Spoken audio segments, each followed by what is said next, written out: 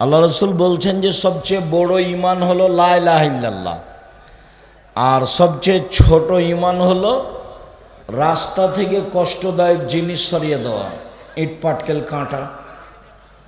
তো বড়ও শেষ ছোটও শেষ, তো আবার লজ্জা বলবেন কেন? বলছেন ওয়াল হায়ু মিনাল ঈমান, লজ্জা হচ্ছে ঈমানের একটা শাখা, বড় অংশ। ওয়াল হায়া লা ইয়াতি ইল্লা বিখাইরিন, লজ্জা শুধু কল্যাণ ডেকে আনে। ওয়াল হায়ু মিনাল ঈমান ওয়াল ঈমান ফিল জান্নাহ, লজ্জাই হচ্ছে ঈমান, ঈমানই হচ্ছে জান্নাত। লজ্জাই হচ্ছে ঈমান, ঈমানই হচ্ছে জান্নাত। লজ্জা নেই যার, ঈমান নেই তার। তো আপনি মহিলা মানুষ, ওই বাজার করতে ওখানে দাঁড়িয়ে আছেন কেন? বসে থাকেন, কষ্ট করে একটু বসে থাকেন, গল্প করিয়েন না। আপনিও বক্তব্য শুনতে এসেছেন, আর আমরাও কিছু আপনাদের কাছে বলতে এসেছি। ভদ্রতা বজায় রেখে চুপচাপ বসে থাকেন, আপনার কিছু না কিছু আমি উপকার করবই করব ইনশাআল্লাহ। দয়া করে আমাকে কোনো কাজ দেখাবেন না, যেহেতু আপনার কোনো কাজ আমি দেখতে রাজি নই। বক্তব্য চলাকালীন মোবাইল ব্যবহার করবেন না, বাদাম খাবেন না, গল্প করবেন না, এগুলোকে আমি ঘৃণা করি। আপনার স্বভাব এত খারাপ কেন? অল্প সময় কথা শুনবেন, তার মধ্যে এত গল্প, তার মধ্যে এত খাওয়া, তার মধ্যে এত দোকানপাট কেন? আপনার স্বভাবটা এত নিকৃষ্ট, জঘন্য, খারাপ কেন? স্বভাব কেন তো খারাপ? দোকানে বসে থাকা, আড্ডা পিটা, ল্যাংটা বেটি ছেলে দেখা, এরকম এবার ইতর শ্রেণীর স্বভাব কেন? পশু প্রাণীর, গরু ছাগলের মতো স্বভাব কেন? ফিরে আসতেই হবে। ইবাদতের জগতে ব্যতিক্রম ইবাদত সালাত। অজু করে সালাত আদায় করতে হয়, তো পানি নেই, তো তায়াম্মুম করে করতে হবে। মাটি নেই, তো অজু আর তায়াম্মুম ছাড়াই সালাত আদায় করতে হবে। কেবলার দিকে মুখ করে সালাত আদায় করতে হয়, তো কেবলা বোঝা যায় না, এমনিতেই করতে হবে। দাঁড়িয়ে সালাত আদায় করতে হয়, তো দাঁড়িয়ে থাকা যায় না, তো বসে থেকে করতে হবে। বসে থেকে সালাত আদায় করা যায় না, শুয়ে থেকে করতে হবে। পরিষ্কার কাপড় পরে সালাত আদায় করতে হলে পরিষ্কার কাপড় নেই, পেশাব পায়খানা লেগে আছে, বলে তাতেই করতে হবে। পরিষ্কার অপরিষ্কার কোনো কাপড়ই নাই, উলঙ্গ হয়ে আছে, বলে এই অবস্থাতেই নামাজ পড়তে হবে। এক অবাক ভিন্ন ধরনের ইবাদত সালাত, যার সাথে মানুষের কোনো আপোষ নেই। এরপরেও সালাতের নেকি যত ভারী, এই ছেলে এটা খুলো তো, সালাতের নেকি যত ভারী, ভালো চাল চলনের নেকি তার চেয়ে হাজারো গুণ বেশি ভারী। ভালো চাল চলন কি জিনিস? হজের নেকি যত ভারী, ভালো চাল চলনের নেকি তার চেয়ে লক্ষ গুণ বেশি ভারী। ভালো চাল চলন কি জিনিস? ভালো চাল চলন সবাই বুঝে। কিভাবে বুঝে? মানুষে বলে যে লোকটার স্বভাব খুব খারাপ।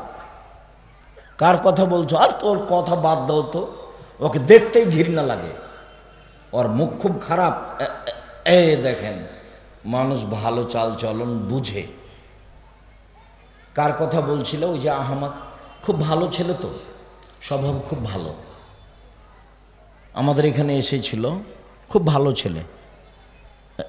দেখেন, মানুষ মানুষের চাল চলন বুঝে, কোনটা ভালো আর কোনটা খারাপ। এটাই,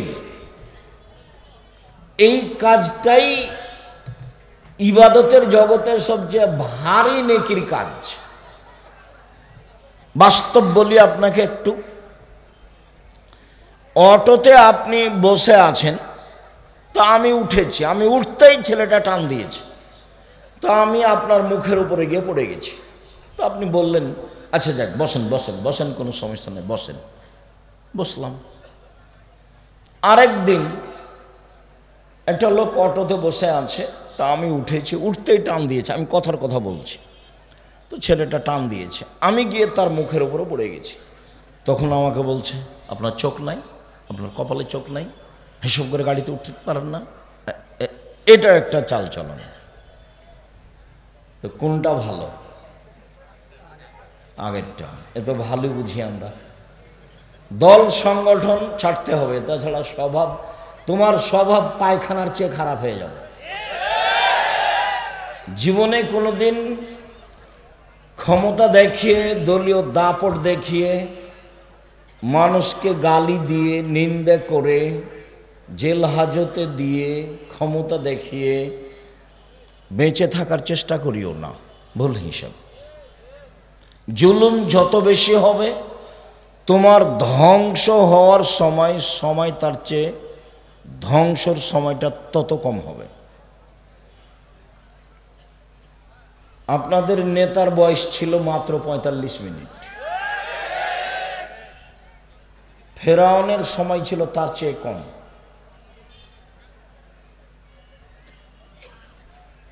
জুলুম, অন্যায়, অবিচার, ক্ষমতা, দাপট যত বেশি হবে ধ্বংসের সময়ে ধ্বংস সবচেয়ে কম সময়ে হবে।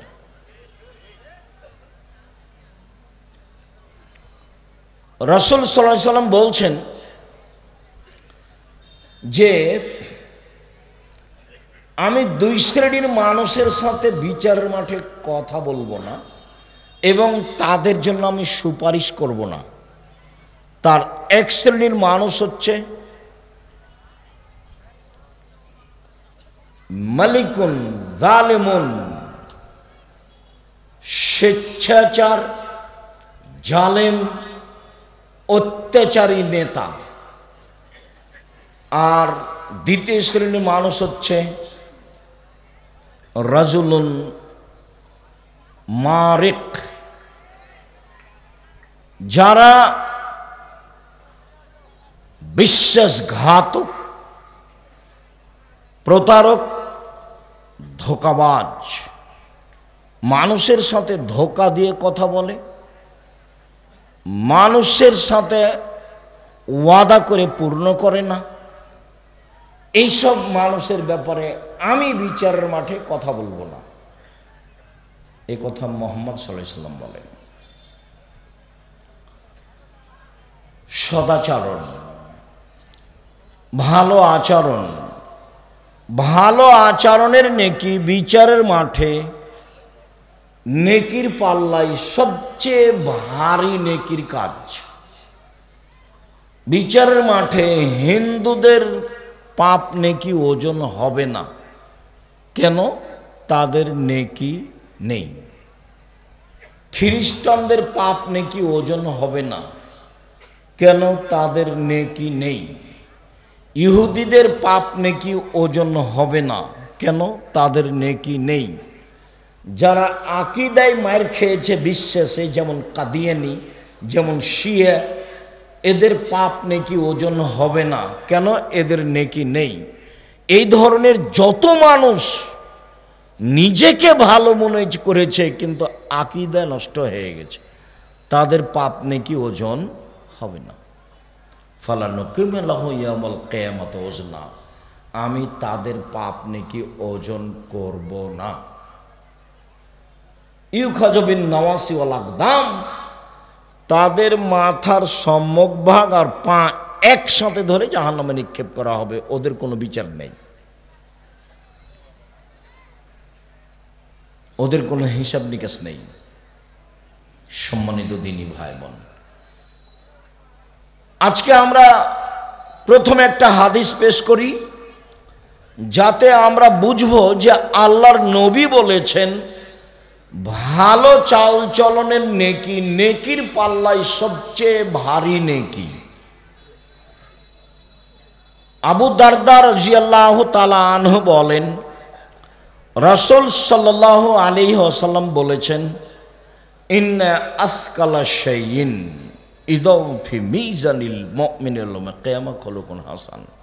বিচারের মাঠে আল্লাহ রাসূল বলেন, বিচারের মাঠে মোমেন পুরুষ নারীর নেকির পাল্লায় সবচেয়ে যেটা ভারী নেকি রাখা হবে সেইটা হলো ভালো চালচলনের নেকি।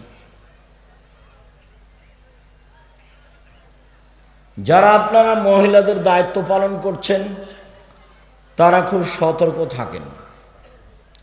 আপনি মহিলা মানুষ, দয়া করে আপোষে গল্প করবেন না। আপনার কাঁধের উপর দিয়ে যদি কেউ চড়ে চলে যায় মুখ খুলবেন না। হ্যাঁ করে এসেছেন গল্প করতে করতে আবার হ্যাঁ করে চলে যায়েন না। এগুলো হলো ঘৃণিত স্বভাব।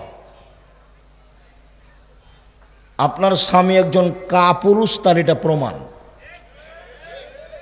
তোমার বাপ একটা অযোগ্য বাপ, এটা তার প্রমাণ। নইলে তুমি মহিলা মানুষ সেখানে এসে হি হি করে হাসো, গল্প করো কেন? তোমার লালন পালনে ত্রুটি আছে। সম্মানিত দিনী ভাই বোন, আমার সাথে কথায় সাড়া না দিয়ে আপনি এক খেলে আমার দিকে চেয়ে থাকবেন, আমি আপনার কিছু না কিছু উপকার করবই করব ইনশাআল্লাহ। বিচারের মাঠে সবচেয়ে ভারী নেকির ইবাদত হলো ভালো চালচলন। আল্লাহ তাআলা বলেন, ইদফা বিল্লাতি হি আহসান। মুহাম্মদ সাল্লাল্লাহু আলাইহি সাল্লাম সমাজে কথা বলার সময় প্রতিপক্ষ যা বলে আপনি তার চেয়ে সুন্দর বলুন।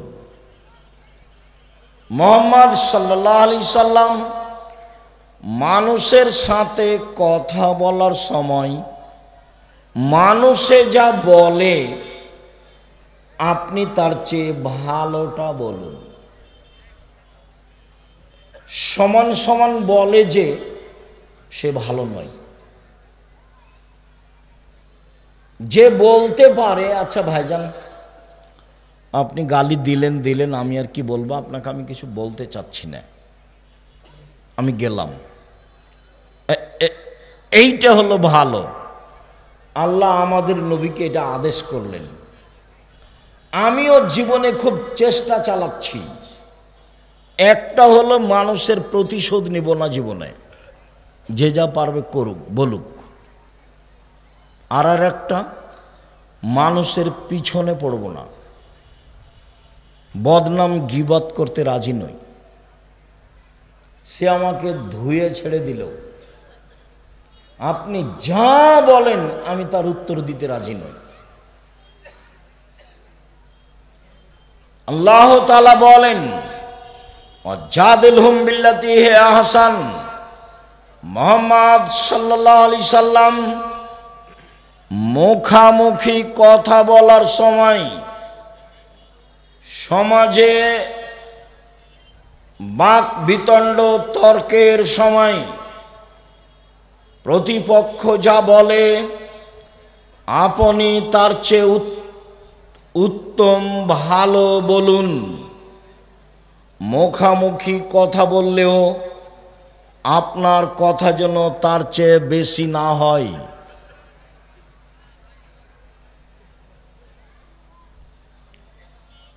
আল্লাহ তাআলা বলেন, ফাবিমা রাহমাতিম মিনাল্লাহ লিনতা লাহুম ওয়ালাউ কুনতা ফাজ্জান গালিজাল কলব লানফাজ্জু মিন হাওলিক।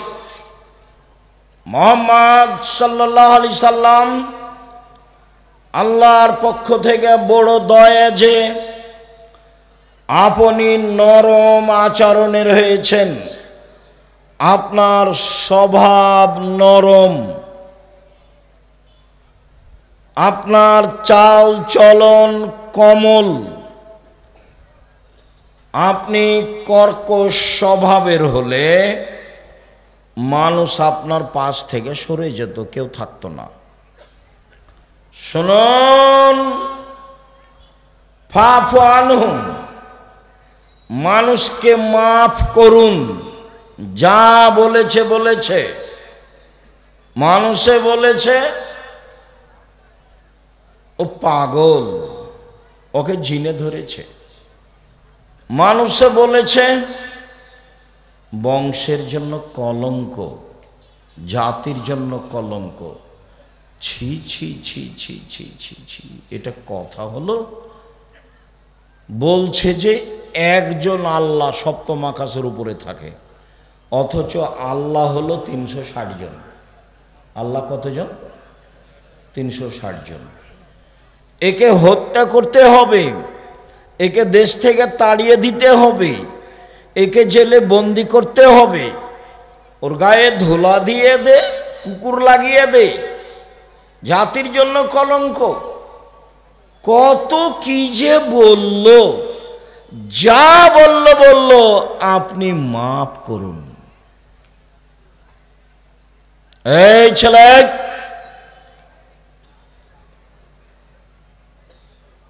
ধৈর্যের পরিচয় দিবেন। নির্বাচনের ভোট চাইতে আসিনি আমি। আব্দুর রাজ্জাক বিন ইউসুফ নির্বাচন করি না। খ্রিস্টান আব্রাহাম লিঙ্কনের কাল্পনিক পদ্ধতিতে আমি পড়িনি। আপনাকে আমি পরকালমুখী করার জন্য এসেছি, এইটাই আমার সফলতা। অতএব যেসব স্বভাব খারাপ, অপছন্দ, তা আপনি আমাকে দেখাবেন না দয়া করে।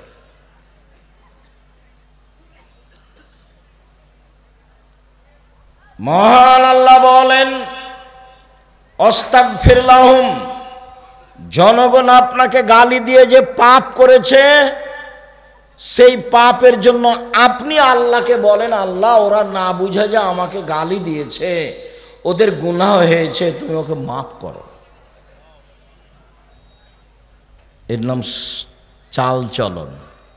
বলতেই পাবেন না কাউকে, গালি দিয়েছে দিয়েছে, বলতে পাবেন না এই তুই কে রে, ওকে মারাই তো লাগে 10 তো 20 টাকা দিব, লা মারাই। এগুলো হলো খারাপ স্বভাব, ঘৃণিত স্বভাব, শয়তানি স্বভাব, এগুলো নোংরা আচরণ। মুখ খুলবেন না। এই ছেলে, তোমাকে বলছি, তোমাকে কয়েকটা কথা বলছি, ক্ষমতা দেখিয়ে বাঁচবা না। ক্ষমতা দেখিয়ে বেঁচে থাকার কোনো লাভ নেই। মানুষের বাড়িতে কাজ করে খাও প্রয়োজনে, চকলেট বিক্রি করে খাও।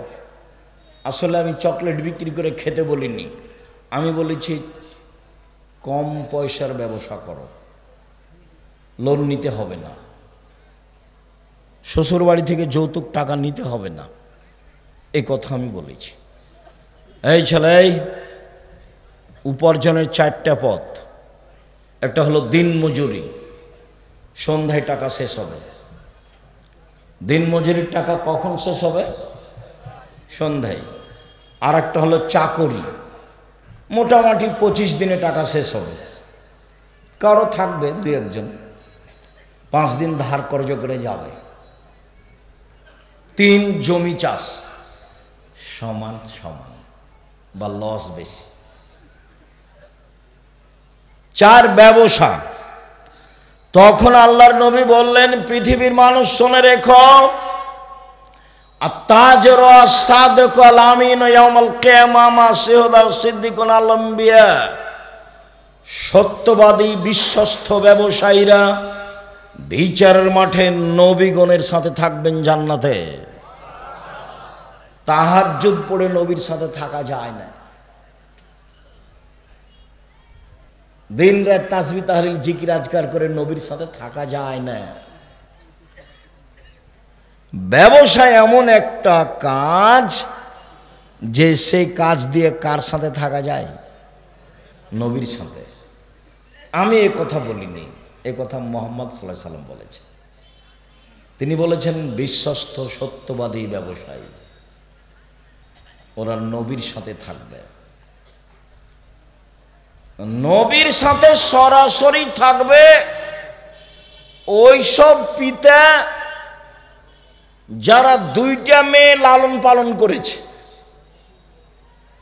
বড় হওয়া পর্যন্ত, বিবাহ শাদী দেওয়া পর্যন্ত, দুইটা বেটির লালন পালন করেছে, বিবাহ শাদী দিয়ে দিয়েছে। এই বাপ নবীদের সাথে জান্নাতে থাকবে। তখন তিনি এই তর্জমার মধ্যমা এই দুটো আঙ্গুলকে দেখিয়েছেন, দেখো এই দুটো আঙ্গুল যেমন জমা হয়ে আছে, দুইটা মেয়ের লালন পালন করবে যে বাপ, সেই বাপ আর আমি জান্নাতে এভাবে থাকব।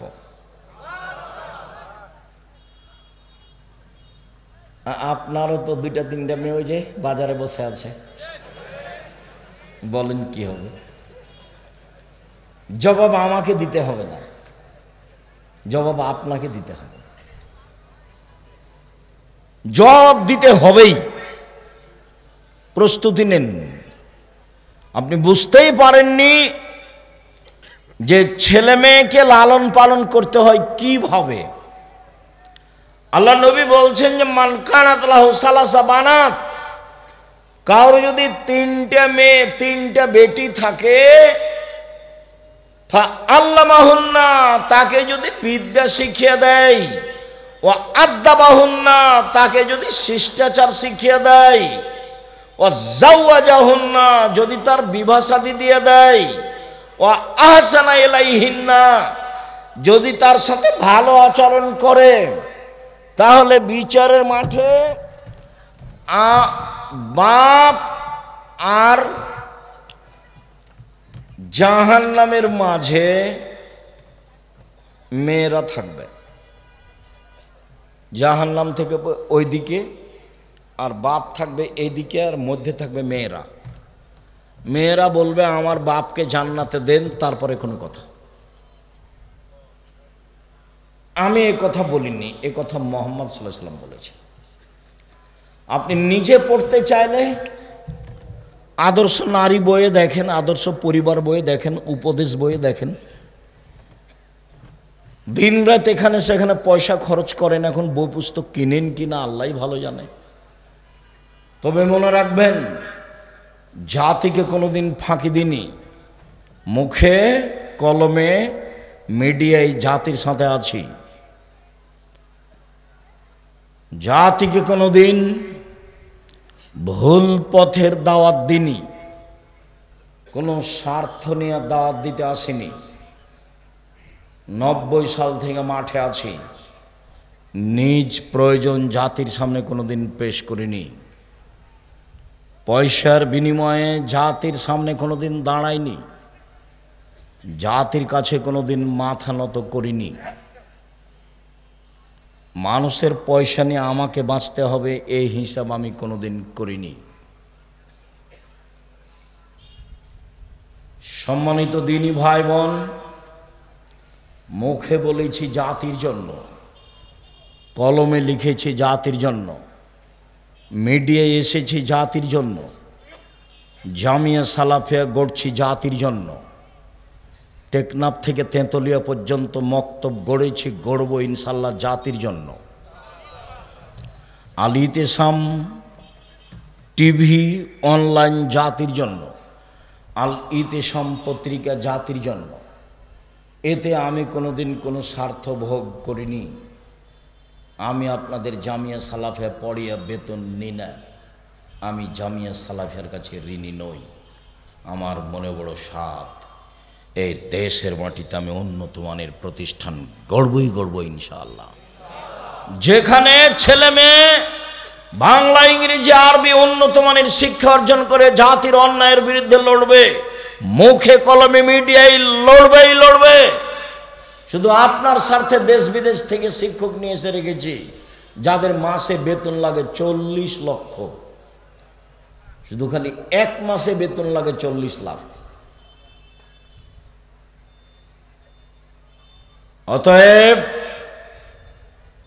আপনি বই পুস্তক পত্রিকা সব কিছু মূল্যায়ন করবেন, এটা আমার ঐকান্তিক দাবি। সাথে সাথে কোন থানা এটা? নাচল থানা, চাঁপাই নবাবগঞ্জ। চাঁপাই নবাবগঞ্জ আমার জন্মভূমি। চাঁপাই নবাবগঞ্জের মহিলা পুরুষকে আমি বলতে চাই, নিজ স্বাধীনতায় চলে, ভুল পদ্ধতিতে চলে, আমি আব্দুর রাজ্জাক জাতির যদি রাস্তাঘাট করে দিতে না পারি, জাতির যদি স্কুল কলেজ করে দিতে না পারি, জাতিকে চূড়ান্ত সঠিক ধর্ম দিতে পারবো ইনশাআল্লাহ। ধর্মের ব্যাপারে জাতিকে ফাঁকি দিয়ে পরকাল হারাতে রাজি নই, এই জিম্মেদারি নিন। কাজেই আপনি চাঁপাইনবাবগঞ্জ জেলার মানুষ হিসেবে, আমি আপনার জন্মভূমির জেলার মানুষ হিসেবে ভিতরে সংকীর্ণতা না রেখে কাছে এসে কিছু পরামর্শ দিবেন, ধর্মের ব্যাপারে পরামর্শ নেবেন, এটাই আমি আপনার বাড়ির মানুষ হিসাবে আমার ঐকান্তিক দাবি। সম্মানিত দিনী ভাই বোন, দেশ বিদেশের বড় বড় বিদ্বান থাকবেন সেদিন 6 তারিখ 6-7 নভেম্বর, সেদিন নিজের সম্মিলন মনে করে উপস্থিত থাকবেন। 16 থেকে 18 লক্ষ টাকা খরচ হয় এই প্রোগ্রামে। আমি জাতির সেবায় পিছে হটিনি। আপনি কোনো দুর্বল সাইড উল্লেখ করে নিন্দা করে পিছনে হটলে ক্ষতি আপনার হবে। বলছিলাম, মহান আল্লাহ বলেন, মুহাম্মদ সাল্লাল্লাহু আলাইহি সাল্লাম, আপনি মানুষকে মাফ করুন। মুহাম্মদ সাল্লাল্লাহু আলাইহি সাল্লাম, আপনি মানুষের জন্য ক্ষমা চান, প্রতিশোধ নেবেন না। মহান আল্লাহ বলেন, আল্লাযীনা ইনফিকুনা ফিস সাররাই ওয়াজ দাররাই ওয়াল কাযিমিনাল গায়জ ওয়াল আফিনা আনিন নাস, ওরা জান্নাতি এক অসচ্ছল অবস্থায় দান করে যারা, বেশি টাকা আছে লক্ষ টাকা দান করে যারা, কম টাকা আছে 5 টাকা 10 টাকা দান করে যারা, তারা জান্নাতে যাবে।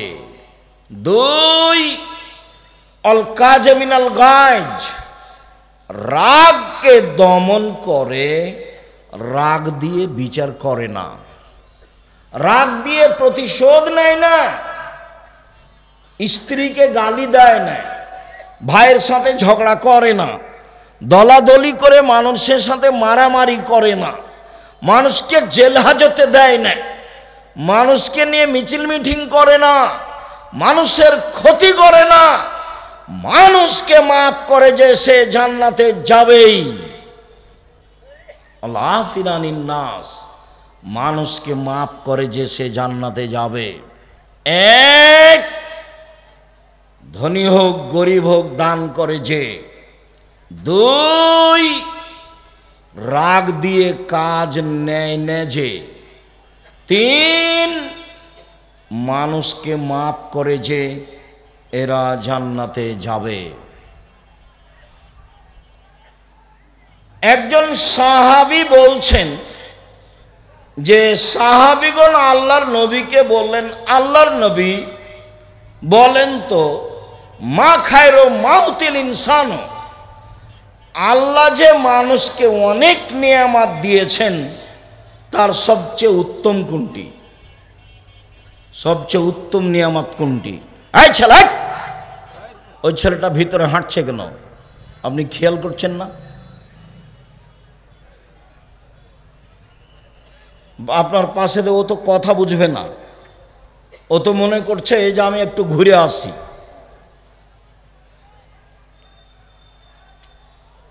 স্বভাব পরিবর্তন করতে হবে। তাফসির মাহফিল করতে আসেনি যে আসবেন যাবেন আসবেন যাবেন বাদাম খাবেন, এটা নয়। চায়ের স্টলে বসে থাকবেন, এই নোংরা ন্যাক্কারজনক ঘৃণিত স্বভাব ত্যাগ করবেন। আল্লাহ রাসূল বলছেন, মানুষকে আল্লাহ যত নিয়ামত দিয়েছেন তার সবচেয়ে সবচেয়ে উত্তম নিয়ামত হচ্ছে ভালো চাল চলন। নওয়াস ইবনে সামান রাদিয়াল্লাহু তাআলা আনহু বলেন, রাসূল সাল্লাল্লাহু আলাইহি সাল্লামকে জিজ্ঞাসা করা হলো, আল্লাহর নবী, মাল বিররু ওয়াল ইসমা, পাপ কি জিনিস, নেকি কি জিনিস? আল্লাহর নবী উত্তরে বললেন, আল বিররু হুসনুল খুলুক, পৃথিবীর মানুষ মনে রেখো, নেকি হলো ভালো চাল চলন। আল্লাহর নবী উত্তরে বললেন না হজ হলো নেকি। আল্লাহর নবী উত্তরে বললেন না রমজান মাসের সিয়াম রোজা হলো নেকি। আল্লাহ রাসূল উত্তরে বললেন ভালো চাল চলন হলো নেকির কাজ। ঘুমানোর পূর্বে আজ বড় ভাইয়ের সাথে যদি গন্ডগোল হয়ে থাকে, গন্ডগোল বড় ভাইয়ের কারণেই হয়েছে, কিন্তু আপনাকেই হাত ধরে ক্ষমা নিতে হবে, এটাই হলো ভালো চাল চলন। যায় যায় যদি গন্ডগোল হয়ে থাকে, ঝগড়া হয়ে থাকে, ঝগড়া বড় জায়ের কারণেই হয়েছে, ছোট জাকে বড় জায়ের হাত ধরে ক্ষমা নিতে হবে, এটাই ভালো চাল চলন। ক্ষমা নিতেই হবে। সম্মানিত দিনী ভাই বোন, সদাচরণ দিয়ে সবচেয়ে দামি জান্নাত পাওয়া যায়। আবু মুসা আশআরী রাদিয়াল্লাহু তাআলা আনহু বলেন, রাসূল সাল্লাল্লাহু আলাইহি ওয়াসাল্লাম বললেন, মনে রেখো জান্নাতে কতগুলি ঘর রয়েছে, যার বাহির থেকে ভিতর দেখা যায়, ভিতর থেকে বাহির দেখা যায়, উন্নত মানের পদার্থ দিয়ে তৈরি। সাহাবীগণ বললেন, আল্লাহর নবী, এত দামি জান্নাত কে পাবে? আল্লাহ রাসূল উত্তরে বললেন, ভালো চাল চলন যার সে পাবে। সদাচরণ দিয়ে সবচেয়ে দামি জান্নাত পাওয়া যায়। সদাচরণ দিয়ে জান্নাতুল ফেরদাউস পাওয়া যায়।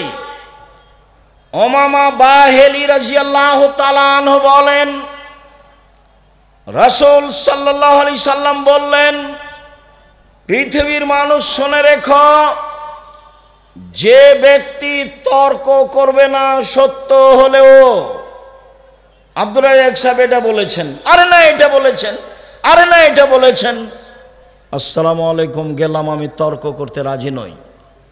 সত্য হলেও যে তর্ক করবে না, আমি মুহাম্মদ সাল্লাল্লাহু আলাইহি সাল্লাম তাকে একটা জান্নাতে ঘর নিয়ে দিব। ওমান তারাকাল কিজবা ওয়াইন কানা মাঝে, মজাক করে হলে কেউ যদি মিথ্যা কথা ছেড়ে দেয়, আমি মুহাম্মদ সাল্লাল্লাহু আলাইহি সাল্লাম তাকে জান্নাতে একটা ঘর নিয়ে দিব। রাসূল সাল্লাল্লাহু আলাইহি সাল্লাম বলেন, আলাল জান্নাহ লিমান হাসানা খুলুকাহু, কেউ যদি সুন্দর চাল চলন করে, আমি তাকে জান্নাতুল ফেরদাউস নিয়ে দিব। সম্মানিত দিনী ভাই বোন, তিনটে মেয়ের লালন পালন করলে, দুইটা মেয়ের লালন পালন করলে নবীর সাথে জান্নাতে থাকা যায়, কিন্তু কোন জান্নাত সেটা উল্লেখ করা হয়নি। আর এখন আল্লাহ রাসূল বলছেন, কারো যদি ভালো চাল চলন হয়, তাহলে সে কোন জান্নাতে থাকবে? জান্নাতুল ফেরদাউসে। ভালো চাল চলন জীবনে একটি জরুরি কাজ। ভালো চাল চলনে রুজি বেশি হয়ে যায়, ভালো চাল চলনে বয়স বেশি হয়ে যায়। আনাস রাদিয়াল্লাহু তাআলা আনহু বলেন, রাসূল সাল্লাল্লাহু আলাইহি সাল্লাম বলেছেন, মান সাররাহু আইয়ুবসাতা লাহু ফি রিজকিহি ওয়া ইয়ানসা লাহু ফি আসরিহি, যে চায় তার বয়স বেশি হয়ে যাক, যে চায় তার রুজি বেশি হয়ে যাক, ফাল এসেল রাহেমাহু, সে যেন সদাচরণ করে। সদাচরণ করলে রুজি বেশি হবে, সদাচরণ করলে বয়স বেশি হবে। এই ছেলে, তোমরা যারা দায়িত্ব পালন করছো দেখো তো ওইদিকে কি কোনো ছেলেরা দৌড়াদৌড়ি করছে? আমি এখান থেকে শব্দ শুনতে পাচ্ছি কেন? দায়িত্ব পালনের ছেলেরা নাই আমাদের? তোমরা এদিকে পাহারা দিচ্ছ না? ওই পিছনে যাও। আমি তো আর আব্দুল্লাহ বিন ফজল নই যে ভোর পর্যন্ত বক্তব্য দিব। আমরা একটা পর্যায়ে চলে আসছি, কাজে কেউ হেঁটে বেড়াবে, গল্প করবে, এই নোংরা স্বভাবের লোক তো আমি চাইনি। কাজে তোমরা এটা পাহারা দাও, চতুর্দিকে পাহারা দাও। যারা দাঁড়িয়ে গল্প করছে তাদেরকে ভিতরে আসতে বলো, না হলে চলে যেতে বলো। ওদের জন্য তো বাজার একটা বড় আছে, দেখে আসলাম। অনেক জিলাপি, অনেক খাওয়ার জিনিস আছে। আমি আমার জীবনে কোনোদিন চায়ের স্টলে বসিনি। আমার মা বলতো, এক, দোকানে বসিও না, দুই, প্রাইভেট পড়ায়ও না, তিন, কারোর সাথে বন্ধুতালি করো না, চার, দাওয়াত খায়ও না। আমার মাঝে কি বুঝতেন? এক, দোকানে বসিও না, দুই, প্রাইভেট পড়ায়ও না, তিন, কারোর সাথে বন্ধুতালি করো না, চার, দাওয়াত খায়ও না। আমার মা আমার সাথে পিছে পিছে হাঁটতেন আর এই চারটা কথা বলতেন। আমরা তো কোনোদিন জীবনে দোকানে বসিনি মনে হয়। বেঁচে আছি তো।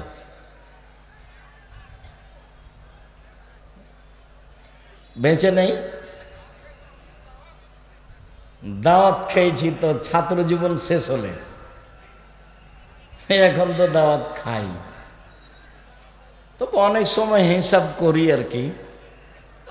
ছাত্র জীবনে আমার মায়ের কথাটা আমি বাস্তবায়নের চেষ্টা করেছিলাম, যদিচ চারটার কারণে একটার আমার রহস্য আমার মা বলতেন যে যার সাথে দোস্তালি করেছ কয়দিন পরে ওর সাথে আর মিল খাবে না, তখন ও পেটে ছুরি দিয়ে পালিয়ে যাবে। এইটার রহস্য আমার মা বলতেন। বাকিগুলো আমার মা রহস্য বলেননি, কিন্তু বলার সময় তো এটা বলতেন এই চারটে। তার মানে দোকানে বসার স্বভাব ভালো নয়।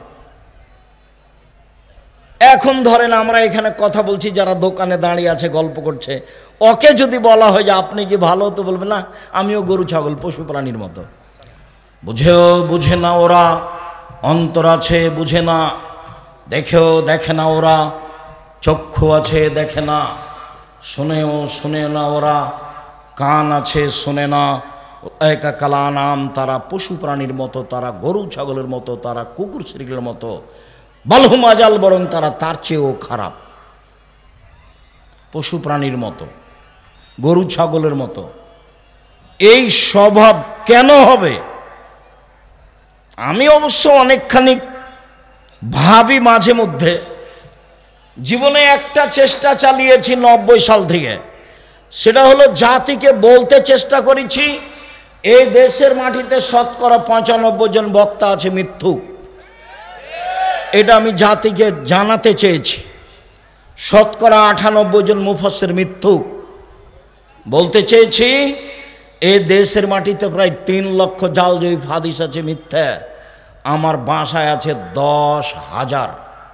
আমার বাসায় কতটি আছে? 10,000। ধর্মের নামে মিথ্যা কথা আছে, এই কথা আমি বলতে চেয়েছি। তাতে দেশবাসী বুঝেছে যে ধর্মের নামে মিথ্যা কথা আছে। মানুষ মরে, জান যায়, তার পাশে বলতে হবে লা ইলাহা ইল্লাল্লাহ। আল্লাহ নবী বলেছেন, মান কানা আখিরু কালামিহি ফাদা খালাল জান্নাহ, মান কানা আখিরু কালামিহি লা ইলাহা ইল্লাল্লাহ ফাদা খালাল জান্নাহ। যার শেষ কথা লা ইলাহা ইল্লাল্লাহ হবে সে জান্নাতে চলে যাবে। সূরা ইয়াসিন পড়তে হবে মুমূর্ষ ব্যক্তির পাশে বা মরার পাশে, যা হাদিস জাল। মানুষ করছে, আহলে হাদিস মানুষ করছে, লাশকে চিৎ করে রাখা যাবে না, কাত করে শুয়ে রাখতে হবে। বুকের উপরে হাত রাখতে হবে না, পাশে হাত রাখতে হবে।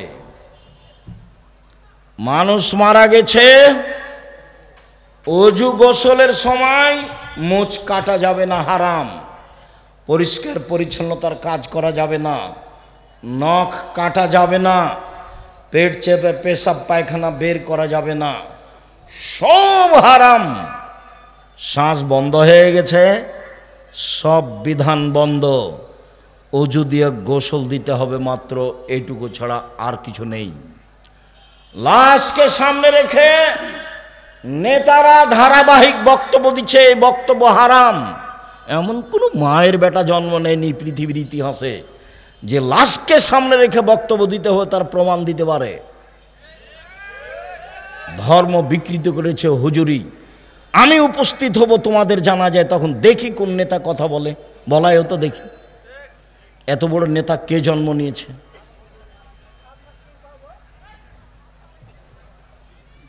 তোমাদের এলাকায় ওরকম পরিবেশে একদিন আসি, আমি তো এসেছিলাম, মৌলানা সাহেবের জানাজা, ডক্টর আসাদুল্লাহ গালেব জানাজা করেছিলেন, এই যে আরে আলাদিপুর মাদ্রাসার মৌলানা শামসুদ্দিন সাহেব। আমরা সেদিন ছিলাম। জানাজার সময় ডক্টর সাহেবই তো জানাজা পড়ালেন। এমন তো দুঃসাহস কেউ করে না, করে সে কিছু করবে এটা আমি ধারণাও করি না। তার মানে কোনো এমপি মন্ত্রী কোনো চেয়ারম্যান মেম্বারের অধীনে আমি জামিয়া সালাফিয়া চালাই না। জামিয়া সালাফিয়া বৈদেশিক পয়সা দিয়ে চলে না। জামিয়া সালাফিয়া কোনো বড় ধরনের বিত্তশালী দিয়ে চলে না। জামিয়া সালাফিয়া কোনো লোকের কথা দিয়ে চলে না। জামিয়া সালাফিয়া কোনো কমিটি দিয়ে চলে না। জামিয়া সালাফিয়া একটা সৈন্যের উপরে আছে, মাসে 40 লাখ টাকা বেতন লাগে। কেউ ক্ষমতা দেখে একটা কাজ করে নিবে, এমন দুশ্মনকে হিন্দু আসবে, আমি তার কিছু না কিছু উপকার করবই করবো ইনশাআল্লাহ। সম্মানিত দিনী ভাই বোন, চাল চলন ভালো যার সে জান্নাতুল ফেরদাউস পাবে, এ কথা মুহাম্মদ সাল্লাল্লাহু আলাইহি সাল্লাম বলেন। 3টে মেয়ের লালন পালন করলে, 2টে মেয়ের লালন পালন করলে নবীর সাথে জান্নাতে থাকা যাবে, তবে জান্নাতুল ফেরদাউসের কথা নেই। পৃথিবীতে একটাই ইবাদত, সেটা হলো ভালো চাল চলন, যার বিনিময় হলো জান্নাতুল ফেরদাউস। সম্মানিত দিনী ভাই বোন, ভালো চাল চলনে বয়স বেশি হয়ে যায়, ভালো চাল চলনে রুজি টাকা পয়সা বেশি হয়ে যায়। মুখ খারাপ করে ব্যবসা বাণিজ্য করবেন না, মুখ খারাপ করে জাতিকে ক্ষমতা দেখাবেন না। মাটির মানুষ মাটির মতো হয়ে থাকবেন। যত উপস্থিত মহিলা আছেন, আপনাকে অনুরোধ করে বলছি, শাশুড়িকে উপেক্ষা করে কথা বলবেন না, মাকে উপেক্ষা করে কথা বলবেন না, ননদকে উপেক্ষা করে কথা বলবেন না, জায়ের ছেলে মেয়ে যাকে দেখে উপেক্ষা করে কথা বলবেন না। নরম হয়ে যান, মুখামুখি উত্তর নেই, ফল ভালো হবেই হবে। মুরব্বী আপনাকে বলছি, আল কেটে জমি বাড়াবেন না। আপনাকে বলছি, ক্ষমতা দেখিয়ে মানুষের নামে মামলা করবেন না। দাপট দেখিয়ে মানুষকে অপমান খাটো করবেন না। চাঁপাইনবাবগঞ্জ নাচলের ভাষায় মানুষকে গালি দিবেন না, জান্নাত হবেই হবে ইনশাআল্লাহ। সম্মানিত দিনী ভাই বোন, আব্দুল্লাহ ইবনে আমর বলেন রাসূল সাল্লাল্লাহু আলাইহি সাল্লাম বলেছেন, চারটা জিনিস আছে যার, সব কিছু আছে তার, ইহকাল আছে তার, পরকাল আছে তার, জান্নাত আছে তার। চারটা জিনিস আছে যার, সব কিছু আছে তার, ইহকাল আছে তার, পরকাল আছে তার, জান্নাত আছে তার। এক, হিফজ আমানাতিন, আমানতের রক্ষা। আমানত খুব কঠিন জিনিস। চেয়ারম্যান, মেম্বার, এমপি, মন্ত্রীকে বললে বোঝা যাবে আমানত কি জিনিস। মাদ্রাসার প্রিন্সিপাল, হেড মাওলানা, মসজিদের সভাপতিকে বললে বোঝা যাবে আমানত কি জিনিস।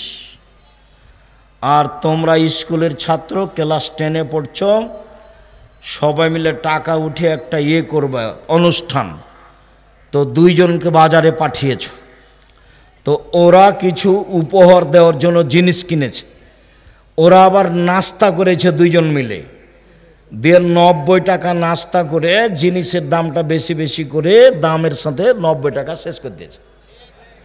ওরা বলেছে দুইজনে এটা বলবি না, নাস্তার কথা বললে মন খারাপ করবে। তুমি ক্লাস 10-এ পড়ো, 90 টাকাতে হেরে গেছো, ঈমান হারিয়ে গেছে। আমানত আছে যার, জান্নাত আছে তার। আমানত নেই যার, জান্নাত নেই তার। আমানত খুব কঠিন জিনিস। আমানত আছে যার, ইহকাল আছে তার, পরকাল আছে তার।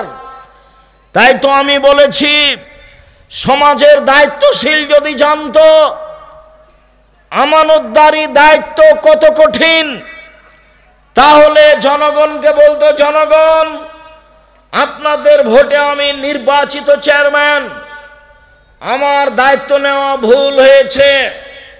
আব্দুল রাজ্জাক সাহেবের বক্তব্য শুনেছি, যারা দায়িত্বে আমানতের খেয়ানত করে তাদের বিচার দেরিতে হবে। একদিন দেরি হলে 50,000 বছর, 3 দিন দেরি হলে কত বছর? 1.5 লক্ষ বছর।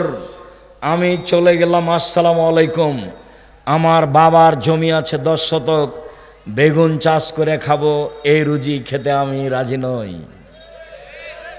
আবু জার গেফারি রাদিয়াল্লাহু তাআলা আনহু বলেছিলেন, আল্লাহর নবী আমাকে এলাকার নেতা করে দেন। আবু জার গেফারি বলছে, আল্লাহ রাসূল বলছেন, আবু জার গেফারি তুমি করেছো কি? নেতৃত্ব আমানত, আর তুমি হলে জয়ীফ, দুর্বল, দুটাই এক নয়, হবে না তোমার নেতৃত্ব দেওয়া। পিঠের উপরে থাবা মেরে বলছে, আবু জার গেফারি তুমি করেছো কি? বিচারের মাঠে নেতার সামনের চুলকে ধ্রুবসার তারার সাথে বেঁধে ঝুলিয়ে রেখে দিবেন। এরপরেও বলবে, এইভাবে আমার ঝুলে থাকা ভালো দুইজনের মাঝে দায়িত্ব পালন করার চেয়ে। সবাই দেখতে পারেন, প্রত্যেকটা হাদিস গ্রন্থে আছে নির্বাচন অধ্যায়, রাজত্ব পর্ব। অতএব আমানতদারি আছে যার, জান্নাত আছে তার। 2, হুসন খালিকাতিন, ভালো চাল চলন যার, জান্নাত আছে তার। 3, সিদক হাদিসিন, সত্য কথা যার, জান্নাত আছে তার। 4, ইফাতুন বিতমাতিন, বৈধ রুজি যার, জান্নাত আছে তার। 1, দিন মজুরি। 2, বৈধ চাকরি। 3, জমি চাষ, জাতির উপকার করা যাবে না, বেঁচে থাকা যাবে মাত্র। 4, ব্যবসা, চকলেট হলেও জাতির উপকার করা যাবে। সারাদিনে 500 টাকা যদি, 200 টাকা যদি বিক্রি করি, তাহলে 100 টাকা যদি লাভ থাকে, 30 টাকা খাবো, 70 টাকা থেকে যাবে। আল-ইকতিসাদু নিসফুল মাঈশা। মুহাম্মদ সাল্লাল্লাহু আলাইহি সাল্লাম বলেন, বিবেচনা করে মধ্যম পন্থায় খরচ করা অর্ধেক জীবিকা নির্বাহ। মধ্যম পন্থায় খরচ করা অর্ধেক জীবিকা নির্বাহ। আয় অনুপাতে ব্যয় করা অর্ধেক জীবিকা নির্বাহ। বোকামি খরচ করলে সংসার ধ্বংস হবে। আর বউ যদি হস্তিনী হয় তাহলে সংসার এমনিতেই ক্ষতিগ্রস্ত হবে। হস্তিনী কি জিনিস? ঘর বাড়ি ভালো করে ঝাড়ু দেয় না, জিনিসপাতি ভালো করে সাজগোজ করে রাখে না, চাউল তরি তরকারি এসবগুলো ঢেকে রাখে না। আল্লাহ রাসূল বলছেন, পৃথিবীর মানুষ শোনো, এজা আমসাইতুম কুফফু সিবিয়ানাকুম, সন্ধ্যার সময় বাচ্চাদের ধরে রাখো, এই সময়তে শয়তান ছড়িয়ে পড়েছে। রাত একটু পার হলে বাচ্চা ছেড়ে দাও। শয়তান যদি বাচ্চাকে দেখতে পায় তাহলে বাচ্চা চিল্লাচিল্লি করবে, কাঁদবে। ছাদের ওপরে নিয়ে যাওয়া যাবে না, আঙিনায় উঠানে নিয়ে যাওয়া যাবে না, বাইরে খুলিতে চত্বরে নিয়ে যাওয়া যাবে না, ওকে ঘরে আটকে রাখতে হবে। 2, ওয়াগলিকুল আবওয়াব ওয়াজকুরুল্লাহ, দরজা বন্ধ করো, জ্বালানা বন্ধ করো, বিসমিল্লাহ বলো। তোমার মাকে জিজ্ঞাসা করে দেখি, আজকে জীবনে কোনোদিন বিসমিল্লাহ বলে দরজা বন্ধ করেছিল? মনেই নাই। পেশাব পায়খানায় গেলে দোয়া মনে থাকে না, আবার এইটে। জীবন এমনিতেই চলছে গরু ছাগলের মতো। বক্তব্য শুনতে এসে দোকানপাটে বসে থাকা যেমন, গরু ছাগলের জীবনও তেমন, তাফসির মাহফিলও তেমন। এইসব যে লেখার কাহিনী। বুবু, নামাজে যখন দাঁড়াবা বুবু, 2 পায়ের গোড়ালি জমা করে নিও বুবু। 2 পায়ের গোড়ালির মধ্যে ফাঁকা যদি রাখো বুবু, তো লজ্জা স্থানের যোগাযোগ বুবু মাটির সাথে হবে, মাটি অভিশাপ করবে। বুবুর সব কথাই নাকি বুখারীতে আছে। এই তো ধর্ম। লাশ পড়ে আছে, বুবু কি যে বক্তব্য দিল, আর লম্বা দোয়া মেরে দিল বুবু। এই বুবু এই বাড়িতে আসলো কেন? এই ছেলে, এইসব মহিলা তোমাদের এই লাশের পাশে আসলো কেন? ও মহিলা মানুষ নয় তো এখানে আসলো কেন? ও কি দেখাতে চাই? কি ধর্ম দেখাতে চাই?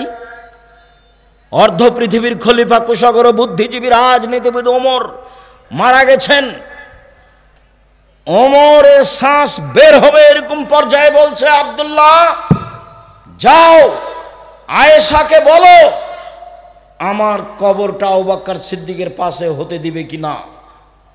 যদি দেয় ভালো কথা, যদি না দেয় তাহলে সাধারণ জনগণের লাশ যেখানে আছে সেখানে রেখে দিও।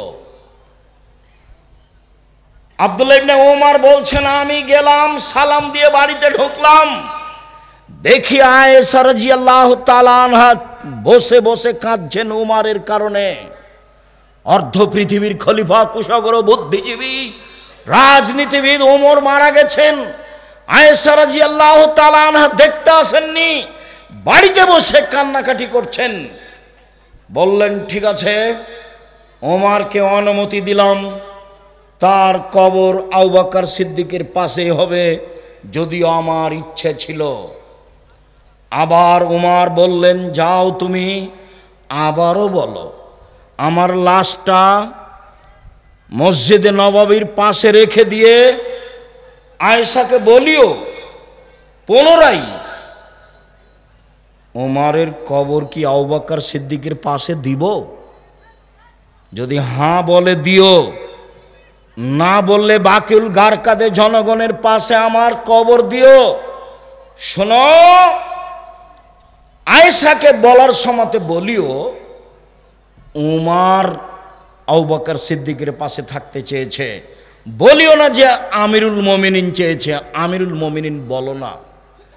আরে 20 বছর আগে তার চেয়ারম্যানই পদ শেষ হয়েছে, বলছে সাবেক চেয়ারম্যান, বলছে সাবেক প্রিন্সিপাল। এই ছেলে, কথা আমি বুঝাতে পারিনি, বুখারীর হাদিস। ওমর কি বলছেন ছেলেকে? যে আব্দুল্লাহ আয়েশার কাছে গিয়ে বলিও যে কবরটা আবু বকর সিদ্দিকের পাশে দিতে দিবে কিনা, বলার সময়তে বলিও ওমর চেয়েছে, বলিও না যে আমিরুল মুমিনিন চেয়েছে। না, বুঝাতে পারলাম না কথা। আয়েশাকে গিয়ে বলিও না যে কে চাচ্ছে জায়গা, আমিরুল মুমিনিন চাচ্ছে, এটা বলিও না। আমি এখন জাতির আমিরুল মুমিনিন নই। অর্ধ পৃথিবীর খলিফা, কুশাগর বুদ্ধিজীবী রাজনীতিবিদ ওমর, যাকে দেখে রাস্তাতে শয়তান চলে না। আল্লাহর নবী বলছেন, জান্নাতে ঘুরছিলাম, দেখলাম খুব টকটকে ঝকঝকে ঘর, অবাক হয়ে গেলাম, এত সুন্দর ঘর। পাশে একজন বৃদ্ধা মহিলা, আমি বললাম ঘরটি কার বলতে পারো? মহিলা বলল ঘরটি উমারের। আমি আঁতকে উঠলাম, উমারের আত্মমর্যাদা আমার স্মরণ হলো। আমি ভিতরে যেতে চেয়েছিলাম, কিন্তু উমারের আত্মমর্যাদাকে হিসাব করে আমি এই ঘরের ভিতরে যাইনি। আল্লাহ রাসূল বলছেন আমি উমারের আত্মমর্যাদাকে হিসাব করি। উমার অর্ধ পৃথিবীর খলিফা, কোষাগর বুদ্ধিজীবী রাজনীতিবিদ উমর বলছেন, বলিও যে উমার চেয়েছে, বলিও না যে আমিরুল মুমিনিন চেয়েছে। সম্মানিত দিনী ভাই বোন, আমি আপনাকে আজকের বৈঠকে অনুরোধ করতে চেয়েছি, বাকি জীবন কারোর সাথে খারাপ আচরণ করে 1 মিনিট বাঁচতে চাইবেন না। যা হবে হবে। অর্থ সম্পদ কেউ লুটে নিল, কেউ গালি দিল, কেউ মামলা করলো, আসামি হয়ে যেতে রাজি আছি, বিবাদী হয়ে, বাদী হয়ে নয়। আমি কারোর বিরুদ্ধে মামলা করব না, এতে আমি রাজি নই।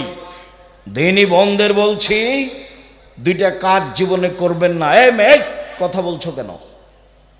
মহিলা মানুষ হিসাবে 2টা কাজ করবেন না।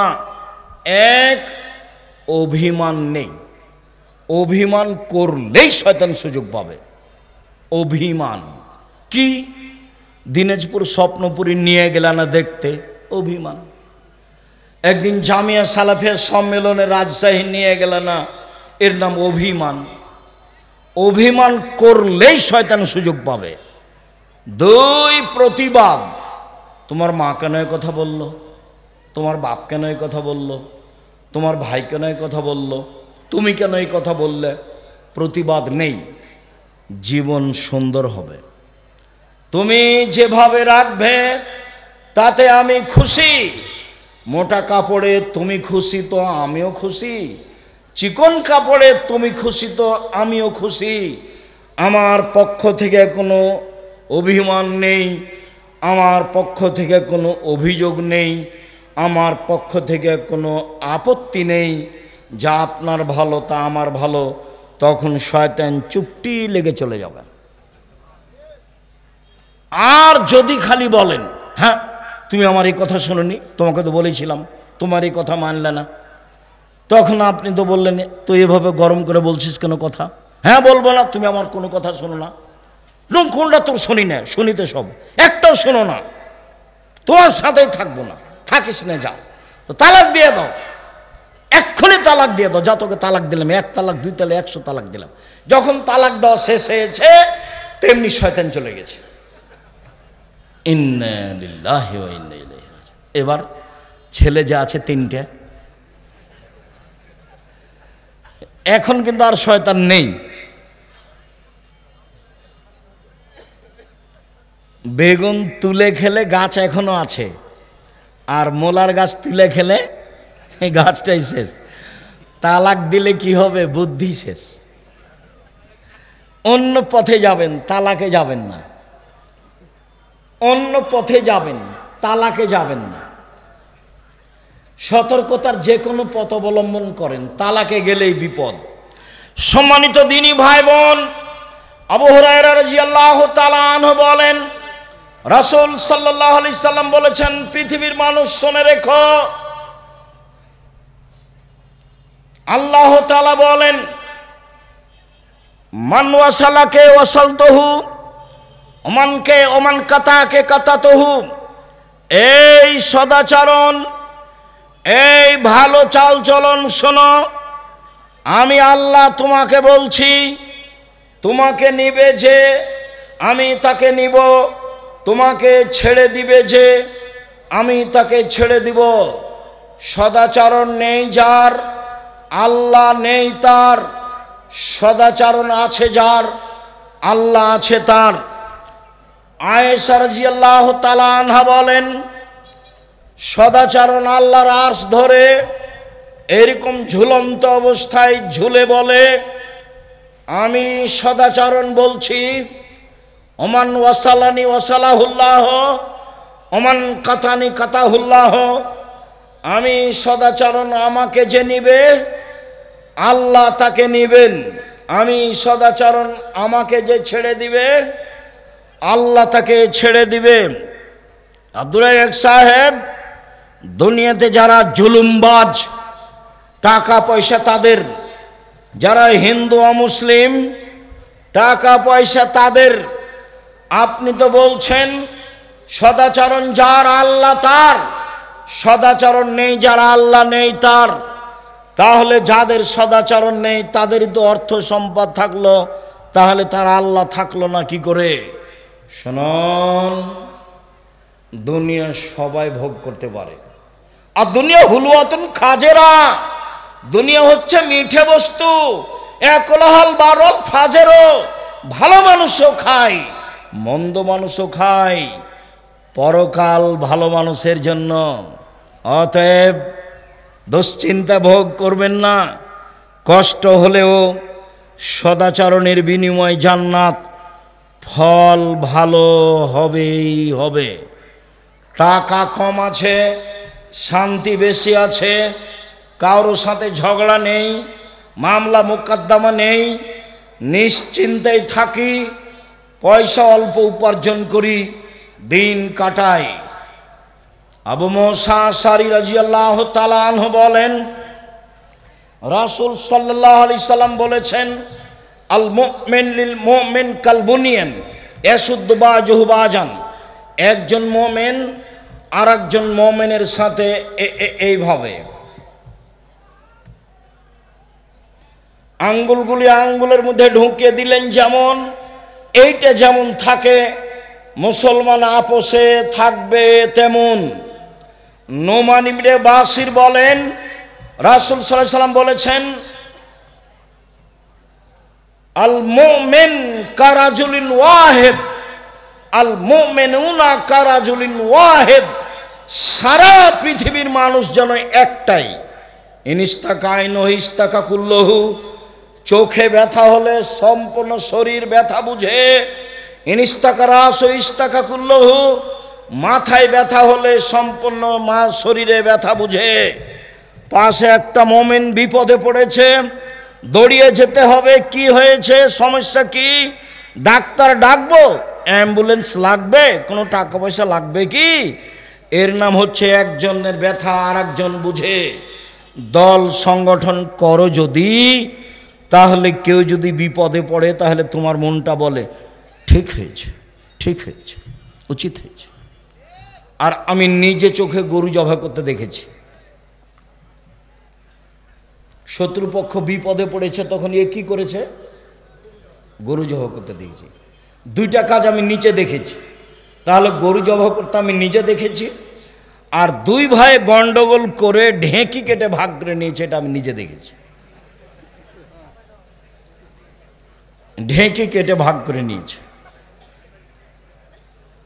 এই ছেলে শোনো, ভাইয়ের সাথে গন্ডগোল করবো না, বড় ভাই যা বলছে তা শোনো। তুমি ভাইয়ের রুজি নিয়ে দুনিয়াতে আসনি, তোমার রুজি তোমার তাকদিরে আছে। তুমি তোমার মাকে বলতে শিখো, চিন্তা করবেন না আম্মা, বোন আমার কাছে খাবে, ভাগনারা আমার কাছে খাবে, বোনের স্বামীরা আমার কাছে খাবে, আমার আব্বার যত আত্মীয় স্বজন আছে আমার কাছে খাবে, আপনার আমার মায়ের যত আত্মীয় স্বজন আছে সব আমার কাছে খাবে। শোনো, মন বড় করো, রুজি উপরে আছে।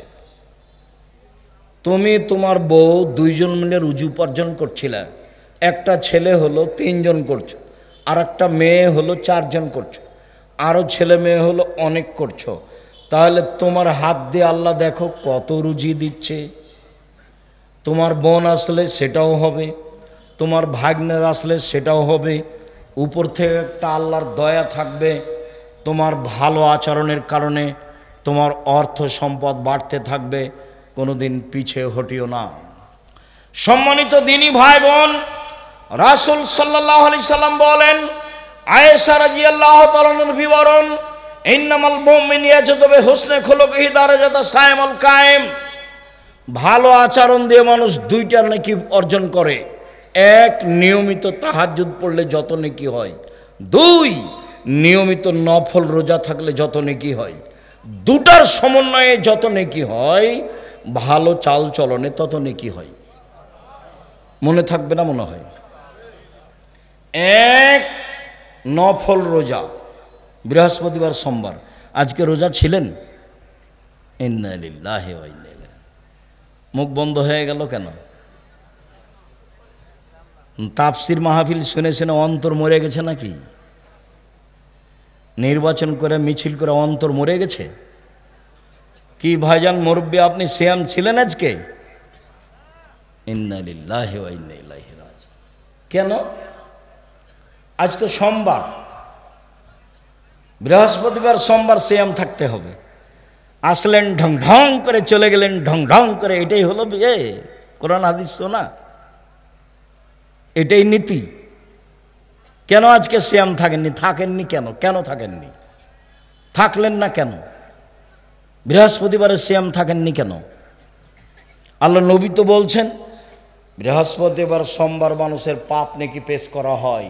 আমার মন চায়, আমার যখন রিপোর্ট দেখবে তখন আল্লাহ দেখুক যে আমি সিয়াম আছে, এই নাও দেখো আমার পাপ নাকি, দেখো আমি কি আছি, এখন সিয়াম আছে।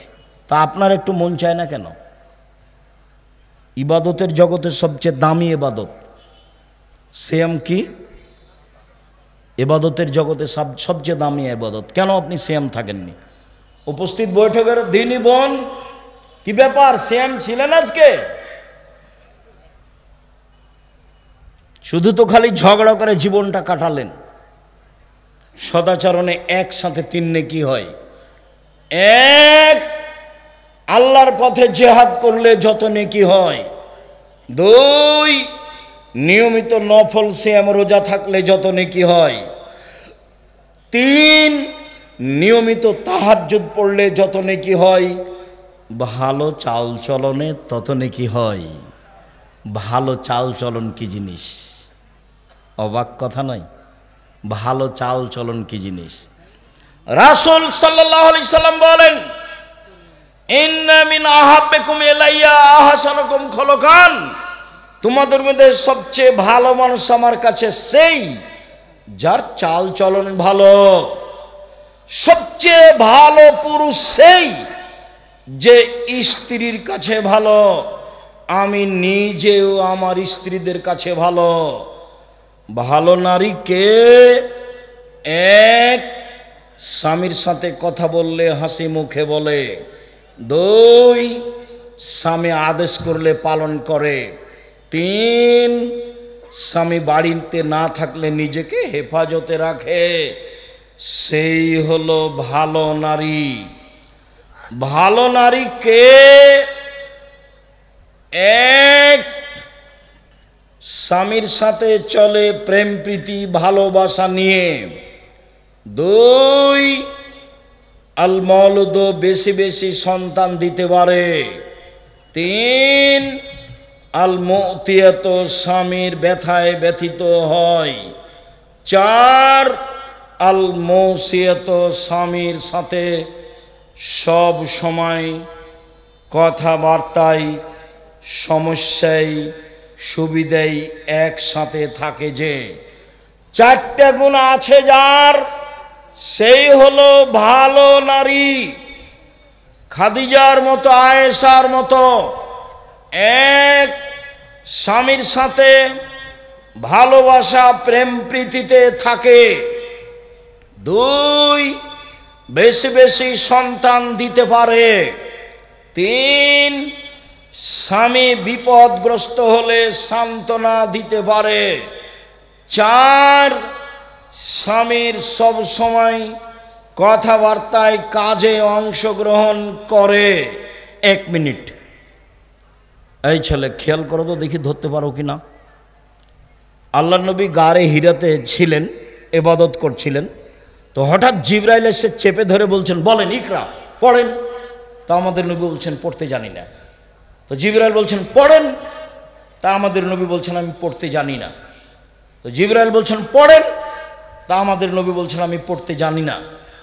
চেপে ধরে বলছেন পড়েন, ইকরা বিস্মি রব্বিকাল্লাযী খালাক, খালাকাল ইনসানা মিন আলাক।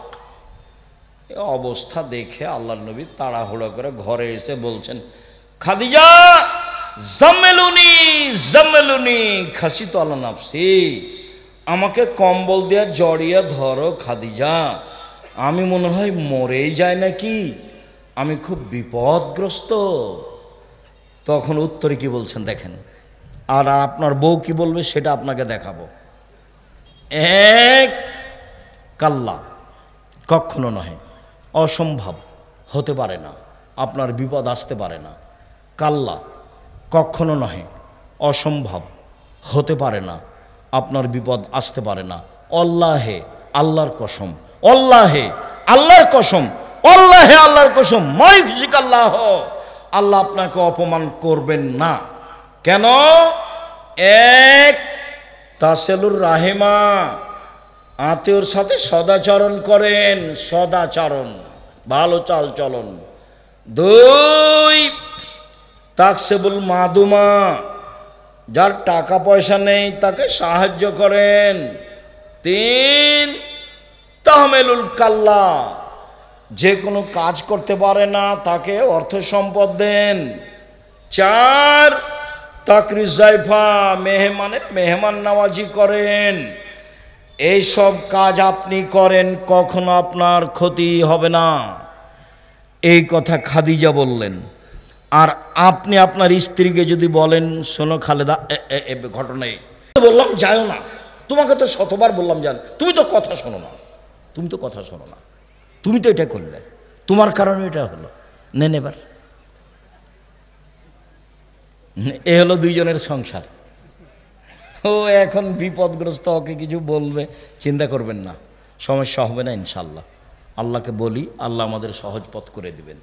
এদিকে না গিয়ে বলছে, তুমি তো গেলে জোর করে, তোমাকে তো নিষেধ করলাম, কত তোমাকে বললাম, তুমি ঠিকই হয়েছে, তোমার ঠিকই হয়েছে। এ হলো বউ,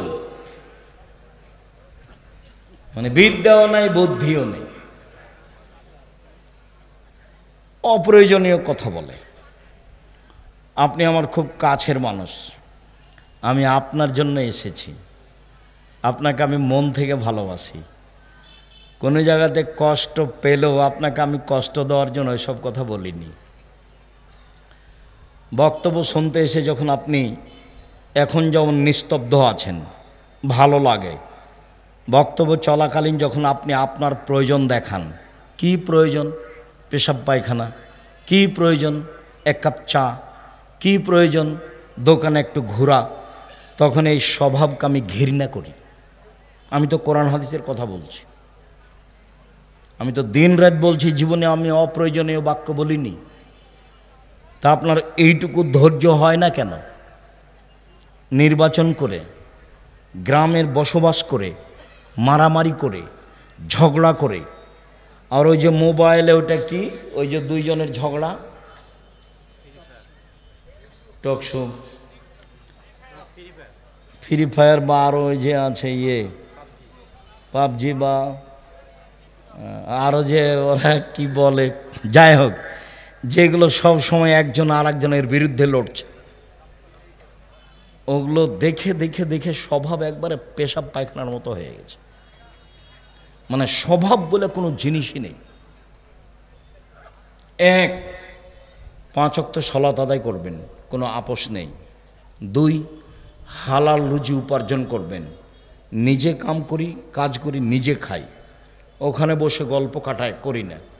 3, কোরআন তেলাওয়াত করবেন, অল্প হলেও, সূরা ইখলাস হলেও। 4, আড্ডা পিটা চিরদিনের জন্য হারাম। আড্ডা পিটা 1, দোকানে বসে বসে আড্ডা পিটা। আড্ডা পিটা 2, মোবাইল নিয়ে ঘন্টার ঘন্টা বসে থাকা। ওই ঘরে তোমার বোন আছে, জেনা চর্চা করছে, তুমি এ ঘরে জেনা চর্চা করছো। বাড়ির ওপরে এমন বিপদ এসেছে আল্লাহর পক্ষ থেকে যে ওই ঘরে তোমার মাও জেনা চর্চা করছে, এ ঘরে তোমার বাপও করছে। গোটা বাড়িটাতে জেনার বন্যা। কিসের বন্যা? জেনার বন্যা। পৃথিবীর মানুষ মনে রেখো, আমার জীবনে বড় ভয় আসাহতুল খাফিয়া, আমার উম্মাত গোপন পাপে লিপ্ত হবে। পৃথিবীর মানুষ মনে রেখো, আমার জীবনে বড় ভয়, আমার উম্মাত গোপন পাপে লিপ্ত হবে, এটা আমার ভয়। পৃথিবীর মানুষ শুনে রেখো, আমার জীবনে বড় ভয়, এক আইম্মাতাম মুজিল্লিন, হুজুর হবে ভ্রান্ত। বক্তৃতার জগৎ এমন একটা জগৎ, বিদ্যা লাগে না, থুঁথির জোর যার সেই বক্তা। অথচ নাচল থানার কোনো একটা হেডমাস্টারের যদি পা ধরে বলেন যে আমার এই ছেলেটা পড়াশোনা জানে না, একে পিয়ন হিসেবে নেন, তো হেডমাস্টার নিবে না।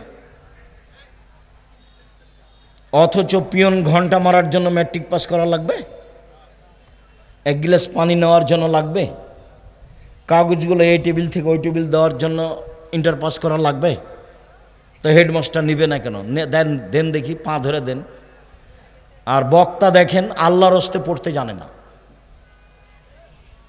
অথচ বলতে পারে, কি যে বলে ও নিজেও বুঝে না। অথচ জাতির সামনে বাস ভালো খাওয়া, ভালো বিদায়, ভালো সব কিছু, ভালো গাড়ি চলছে।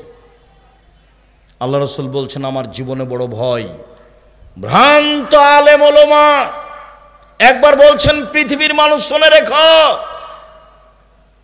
এখনো যে মিম্বাদি আইম্মা, আমার পরে কতগুলি আলেম ওলামা হবে, ইস্তান্নু নবেগের সুন্নতি ওয়াহিদ নবেগের হাদিয়াতি, আমার আদর্শ ছাড়া অন্য আদর্শ ধরে বলবে এটাই রাসূলের আদর্শ, আমার সুন্নাত বাদ দিয়ে অন্য সুন্নাত ধরে নে বলবে এইটাই রাসূলের আদর্শ। ওদের দেখতে লাগবে মানুষ, ওদের অন্তর হলো শয়তানের অন্তর। মাওলানা সাহেবকে দেখতে লাগবে মানুষ, মাওলানা সাহেবের অন্তর হবে শয়তানের অন্তর। হাদিস বুখারী মুসলিম। এ কথা আমি বলিনি, এ কথা মুহাম্মদ সাল্লাল্লাহু আলাইহি সাল্লাম বলেছেন। 2 সাতালতাহেকু কাবায়েলু মুলমাতি বিল মুশরিকিন, আমার উম্মত হিন্দুদের সাথে মিশে যাবে। তুমি পূজায় গেলে কেন? জিনিস বিক্রি করতে গেলে কেন? ঘুরতে গেলে কেন? গেছো কেন? এই ছেলে গেলে কেন? যাবা কেন? তোমার স্বভাব কেন তো খারাপ, নিচু কেন? তুমি একবারে এত নিচে নেমে গেছো কেন? ওখানে তুমি গেলে কেন? আমার উম্মত হিন্দুদের সাথে মিশে যাবে। তোমার মোবাইলে দিন রাত বাজনা বাজে কেন? এটা তো হিন্দুদের কাজ।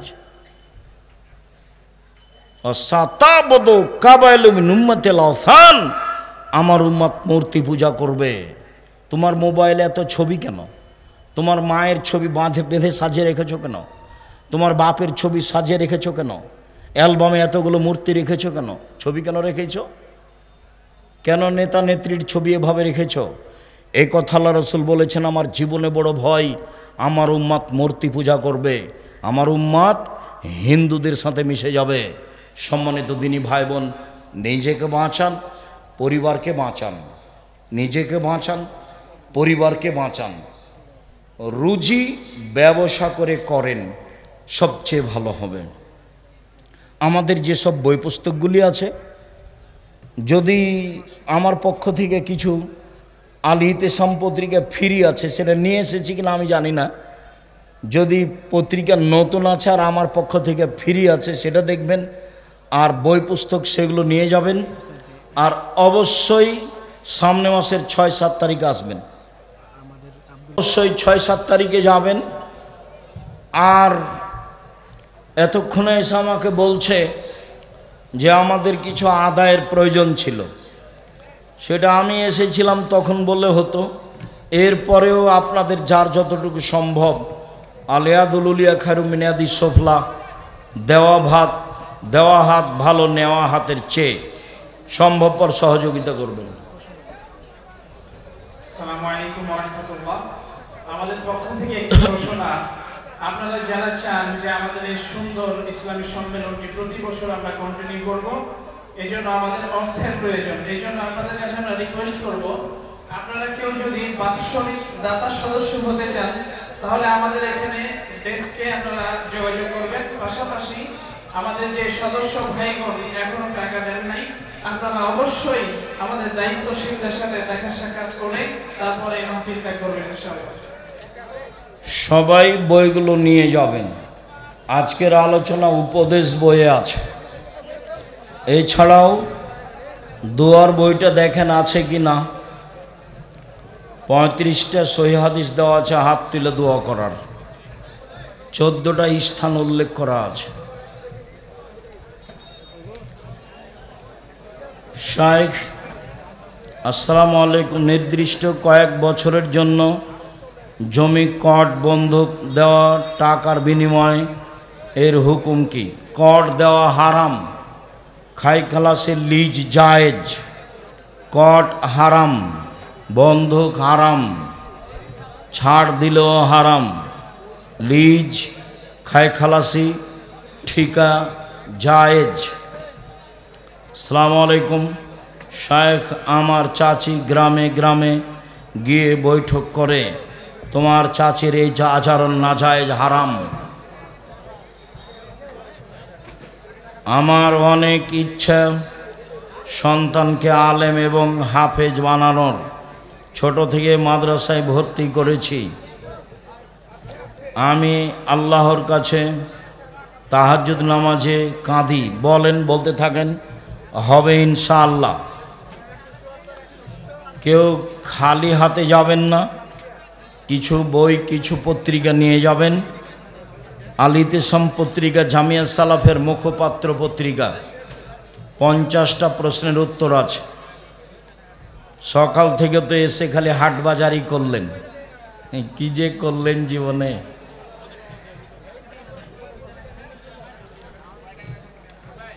আসসালামু আলাইকুম, কোরআন মাজিদ হিফজ করার পর ভুলে গেলে গুনাহ হবে? জি না, তবে চেষ্টা করবে না ভুলে যেন। হাদিসে গাজওয়াতুল হিন্দের কথা এসেছে, এর আমি কি হিন্দুস্তানে যুদ্ধ হবে মুসলিম সেনাদের, এটাই ঠিক। কবে হবে এখনও কিছু স্পষ্ট বোঝা যায় না। বাংলাদেশে ক্রিকেট টিমের খেলোয়াড়ের বেতন 5 থেকে 8 লাখ। প্রতিযোগিতায় দেখা খেলা হারাম। ওর গল্প যেখানে চলে সেখানে বসে থাকাও হারাম। পাড়াতে লম্বা ফেস্টনে ফেসবুকে দেওয়া তো বহু দূরের কথা, দেখা তো বহু দূরের কথা। এগুলো হলো কুকুর শ্রীগালি জীবন। হই হুল্লাড়, হই চই, হাত তালি। যাদের বিদ্যা নেই বুদ্ধি নেই তারা এগুলো করে। নিম্ন শ্রেণীর মানুষ যারা, মনে কিছু নিও না, এগুলো ইতর শ্রেণীর মানুষের কাজ। আব্দুর রাহিক সাহেব আমাদের ইতর শ্রেণী বললেন, তোমাকে বলবো কেন? আরে তো তুমি ভদ্র ঘরের ছেলে, তুমি তোর ধারে কাছে যাও না। যারা বিশাল ব্যানার দিয়ে এসব খেলা দেখে তারা শিক্ষিত হলো কি করে? কি বুঝাতে চাও তুমি? ঠাকুরের গান বলো, সকালে গিয়ে ওমা তোমার আকাশ তোমার বাতাস, ও কালিমা তোমার আকাশ তোমার বাতাস, আর তুমি আমাকে শিক্ষা দেখাও। আমি বলিনি, আমার ছেলে মেয়ে বলেনি, বলবে না ইনশাআল্লাহ। মহিলা দিয়ে মাহফিলের নামে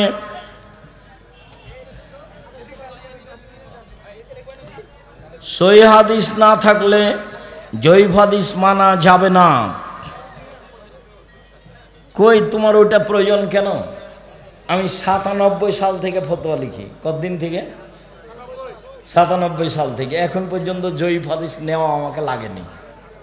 তা আমি নিজে ফতোয়া লিখি, ফতোয়া বোর্ড চালাই, আমারই নেওয়া লাগলো না, তো তোমার কেন লাগে? 50টা প্রশ্নের উত্তর আছে সব পত্রিকায়, 50টা। বর্তমানে ভোট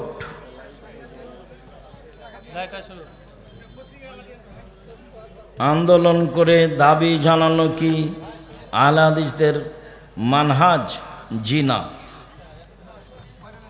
ইসলামী খেলাফত প্রতিষ্ঠায় বর্তমানে আমাদের করণীয় কি? দোয়া। আমার মাঝে মধ্যে চিন্তা হয় জান্নাতে কি 70 জন এর বেশি হুর পরীরা পাওয়া যাবে? যেতে পারে। ইমাম মাহদী আসার পূর্বে হাবিবুল্লাহ মাহমুদ আসবে কি? জি না। গণতন্ত্র কি? গণতন্ত্র খ্রিস্টান আব্রাহাম লিঙ্কনের পরিকল্পনা। নেতা মানুষ রচিত আইন মানতে বাধ্য। ইসলামী নীতিতে নেতা কোরআন হাদিসের আইন মানতে বাধ্য। গণতন্ত্রের নীতিতে জনগণ, নেতা জনগণের কাছে দায়বদ্ধ। ইসলামী নীতিতে নেতা কোরআন হাদিসের কাছে দায়বদ্ধ। গণতন্ত্রের নীতিতে জনগণ ক্ষমতার উৎস। ইসলামী নীতিতে আল্লাহ ক্ষমতার উৎস। গণতন্ত্রের নীতিতে নেতার বয়স 5 বছর। ইসলামী নীতিতে নেতার বয়স 1 দিন 1 ঘন্টা 50 বছর। পরিবেশ যা হয় অনেক অমিল।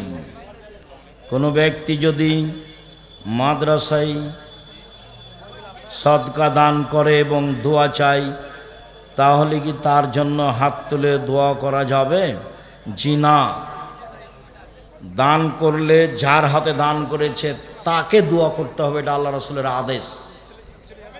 আল্লাহুম্মা সাল্লি আলাইহি আল্লাহুম্মা বারিক আলাইহি। হাত তুলে দোয়া করা ব্যক্তিগত ব্যাপার, সমষ্টিগত ব্যাপার নয়। এসব এলাকায় এখনো হাত তুলে দোয়া আছে নাকি নামাজের পরে?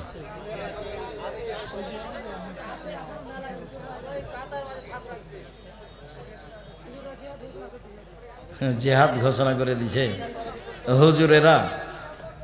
এত বড় হুজুর তো আমি রাজশাহী চাঁপায় জানি না। তাই বড় হুজুর,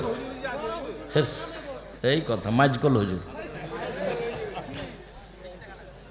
কবর জিয়ারত করার সময় হাত তুলে দোয়া করা যাবে কি? আমার ভালো ধারণা নেই। আমি আল্লাহ মাফ করুক আমাকে, তোমার হুজুর পড়তে পারে ভালো করে, এটা আমার ধারণা কাজ করে না। হঠকারিতা। সাহারি খাওয়ার শেষ সময় কতক্ষণ? আজানের পূর্ব মুহূর্ত পর্যন্ত। আর যদি খাওয়ার রেডি আজান হয়ে গেছে তবুও খান। চেয়ার অথবা টুল এ বসে সালাত আদায় করা যাবে কি? শরীরের গতিতেই সালাত আদায় করা উত্তম। অনুকূলে না হলে চেয়ারে পড়বে।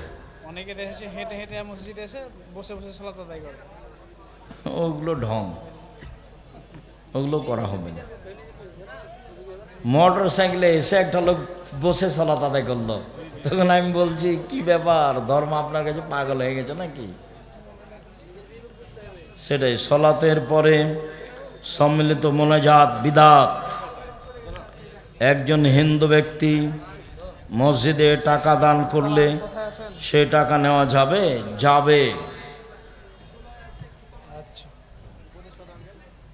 হিন্দুর দোকানে খাওয়া পান করা যাবে? যাবে। রুচি হলে খান, ওর জবে করা খাওয়া যাবে না। হিন্দুর জবে করা ছাগল, মুরগি, গরু এগুলো খাওয়া যাবে না। যাবে। কোরআন মাজিদ এর উপর টুপি বা বই রাখা যাবে কি? যাবে না। কোরআন মাজিদ, কোরআনের আরেকটা নাম কোরআন আজিম। সবচেয়ে সম্মানী কিতাব কোরআন মাজিদ, কোরআন আজিম। মানুষ নামাজ ছেড়ে দিলে কাফের হয়ে যাবে কি? অস্বীকার করলে কাফের হবে, শয়তানি করে ছেড়ে দিলে বড় পাপী হবে। চেয়ার টেবিলে খাওয়া পান করা যাবে কি? না খাওয়াই উত্তম। আল্লাহ রাসূল কোনদিন চেয়ার টেবিলে বসে খাননি। মা কালা রাসূল সাল্লাহ খেওয়া নিন, আল্লাহ নবী কোনোদিন চেয়ার টেবিলে বসে খাননি। যে আমি কোথাও খেয়েছি, কোথাও বসেছি, কোথাও দেখেছি, সাধারণত চেষ্টা করি না খাওয়ার। যাক, তারপরেও যে কিছু দুর্বলতা দেখলে বলে সেটাও ভালো। সেটাই কোনো জায়গায় মনে হয় খেয়েছি, যেটা দেখেছে মনে হয় বাহির দেশে। আপনি লুঙ্গি পরে আসেন কেন? ভালো লাগে। অন্য পোশাক আমাকে ভালো লাগে না।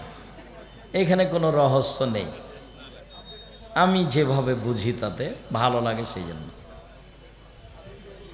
আর একটা জিনিস কাজ করে, যে আমার ভিতরে সবসময় কাজ করে, যে লৌকিকতা দিয়ে আমি কোনো কাজ করতে রাজি নই, রং ঢং দিয়ে কোনো কাজ করতে রাজি নই।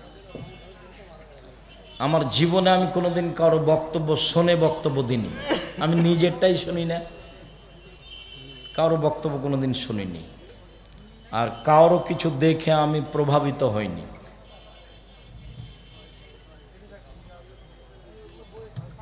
কোনো কুকুরকে মারা যাবে কি? যে কুকুর ক্ষতি করছে, কামড়িয়ে নিচ্ছে, আরও কিছু ক্ষতি করছে, ছাগল মুরগি ধরে ফেলছে, ওকে মেরে ফেলতে হবে। বুখারী মুসলিমের হাদিস। ভোট আমি কিস্তি নিয়ে জমি কিনেছি, জমির ফসল খাচ্ছি, আমার কি গুনাহ হবে? হ্যাঁ, কিস্তি তো হারাম, আপনার গোটা পরিবারটাই হারাম। এইভাবে মরে গেলে জাহান্নামী যথেষ্ট।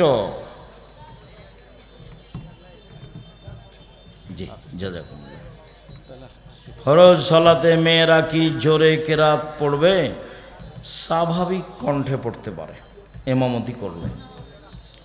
শায়েখ, আমি সালাত আদায় করি, আমার স্ত্রী করে না, তার করণীয় কি? বোঝাও, সতর্ক করো, কিছু হালকা শাস্তি দাও, নাহলে তালাক দিয়ে দাও।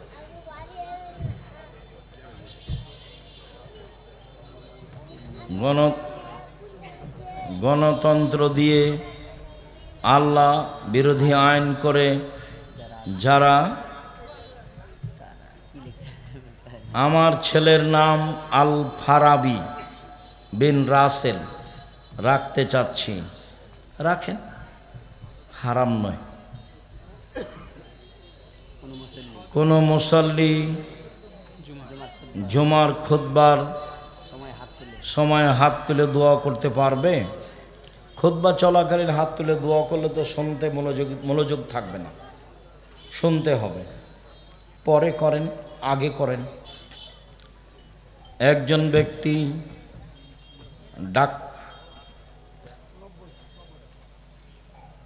ইমাম খুতবা চলাকালীন মুসল্লি হাত তুলে,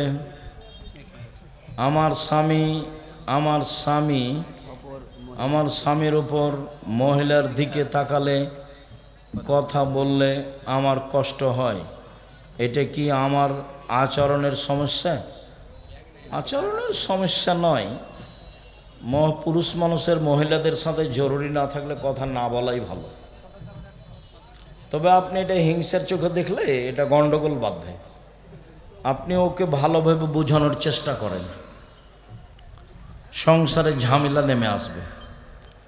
নামাজ, রোজা, হজ, জাকাতের সব কিছু আমল করলে দাঁড়িপাল্লাই।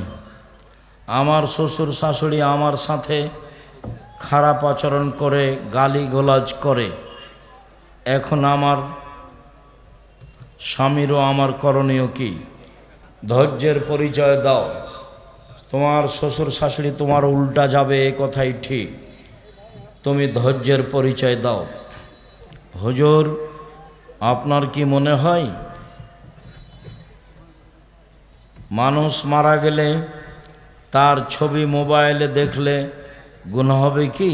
না, গুনাহ হবে না, না দেখাই ভালো। আমাদের মসজিদের ইমাম জর্দা দিয়ে পান খায়, তার পিছনে সালাত আদায় করতে হবে না, তাকে সরাতে হবে। যতদিন না সরেছে ততদিন করেন, তারপর সরিয়ে দিয়ে আরেকটা ভালো আনেন।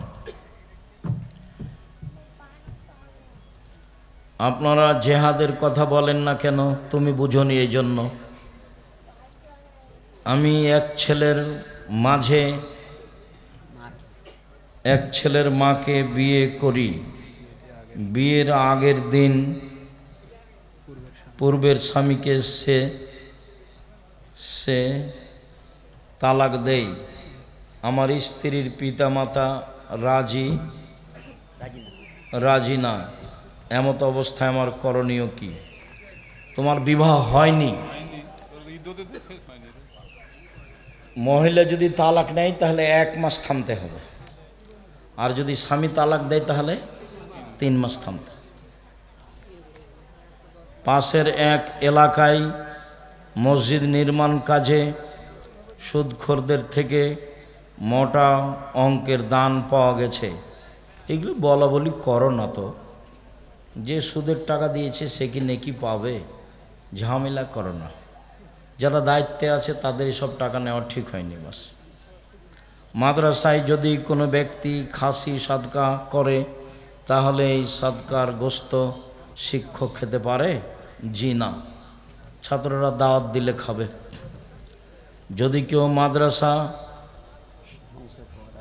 ধ্বংস করার জন্য ষড়যন্ত্র করে তাহলে তার জন্য আল্লাহর কাছে বিচার দেওয়া। হ্যাঁ দেন, বিচার দেন। আপনার কথা যদি সত্য হয় মাদ্রাসার ক্ষতি করছে তো বিচার দেন। মাদ্রাসার ক্ষতি করবে কেন? কওমি মাদ্রাসাই হচ্ছে ইসলাম টিকে রাখার মাধ্যম।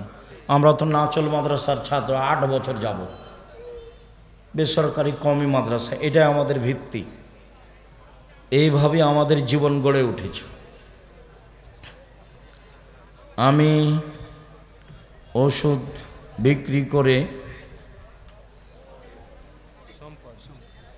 এক মাদ্রাসাতে যদি দান করে 1 বছর থেকে রেজিস্ট্রি দায় নেই, টাল বাহানা করছে, অন্য একজন হিংসা করে জমিদাতাকে পক্ষে নিয়ে ওই ব্যক্তি নিজেই মাদ্রাসা করছে, এগুলো হিংসা। ওকে ঠিক করতে হবে, এত হিংসা করলে কাজ হয়? আমার পাশে প্রতিষ্ঠান আছে, আমি একটু বলিও না যে কি খবর, কেমন আছে, জিজ্ঞাসাও করি না কাউ। ও আপনি আপনার মতো থাকেন, আমি আমার মতো থাকি। ও মানে একজন সালাত আদায় করছে এক ধরনের, একজন সালাত আদায় করছে আর এক ধরনের, এ তার সাথে কথা বলতে পাবে না এই বিষয়ে। আমার প্রশ্ন হচ্ছে, একটা ওয়াক্তিয়া মসজিদকে জুমার মসজিদ বানাতে করণীয় কি? করণীয় লাগবে, জুমা চালু করতে হবে বাস।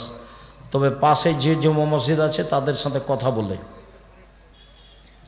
কারো অনুমতি ব্যতীত এককভাবে ওয়াক্তে মসজিদকে জুমার মসজিদ করলে তাকে হবে না, সবাই মিলে বসে করতে হবে। আম্মা জান খাদিজা রাদিয়াল্লাহু আনহা কোন দিন সালাত আদায় করেছেন কি? কোনো দিন সালাত আদায় করেছেন কি? রাসূলের থাকাকালীন যেভাবে ইবাদতের পদ্ধতি ছিল সেটাই করেছেন। আমাদের কাছে স্পষ্ট কিছু নেই।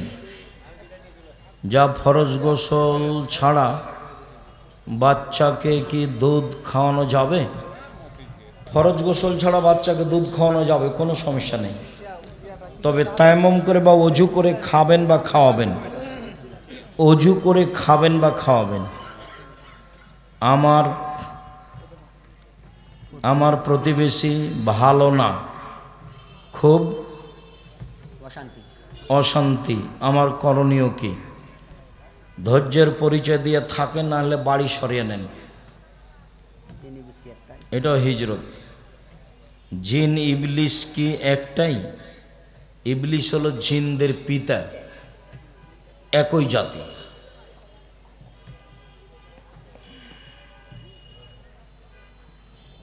ওস্তাজি আপনি আপনার সঙ্গে সাক্ষাৎ করতে চাই। করো, আমি তো আছি, শুক্রিয়া, জাজাকুমুল্লাহ খায়ের। না, গোটা দাড়ি কাত করতে হবে, ওই পদ্ধতিও বাতিল, দিয়ে ওয়ালের সাথে লাগিয়ে দিতে। ওইটা চালু হয়ে গেছে। একটি কারণের জন্য আমার বাবা আমার নানা নানিদের সাথে সম্পর্ক রাখতে নিষেধ করছে, কিন্তু আমি রাখতে চাই। তোমার আব্বা ভুল করছে, তোমরা তোমার নানা নানির সাথে সম্পর্ক রাখো, জমি জায়গা না দিলেও। ভাইজান ভালো আছেন? জাজাকুমুল্লাহ খায়ের, শুকরিয়া। আচ্ছা, আল্লাহ রহম করো, তাকাব্বাল আল্লাহ।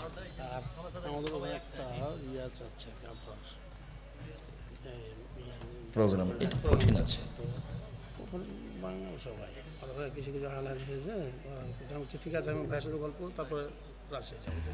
আচ্ছা, রাজশাহী যেতে, রাজশাহী যেতে।